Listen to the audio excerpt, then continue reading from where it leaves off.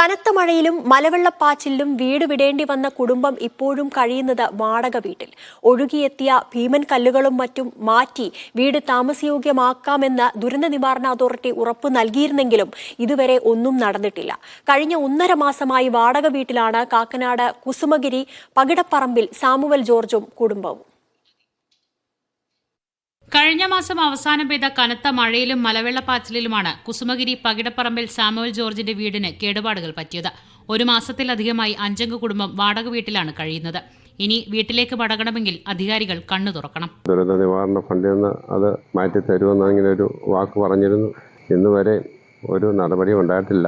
ഞാൻ കളക്ടറേറ്റിലും മുനിസിപ്പാലിറ്റിയിലും ദിവസവും ഇങ്ങനെ കയറി ഇറങ്ങി നടക്കാമെന്നല്ലാതെ ഒരു കാര്യം ഇതുവരെ ചെയ്തു തന്നിട്ടില്ല. വീടിന് ഇത് മാറ്റിയെങ്കിൽ മാത്രമേ വീടിൻ്റെ കേടുപാടുകൾ എന്തൊക്കെയുണ്ടെന്നുള്ളത് നമുക്ക് അറിയാൻ പറ്റൂ.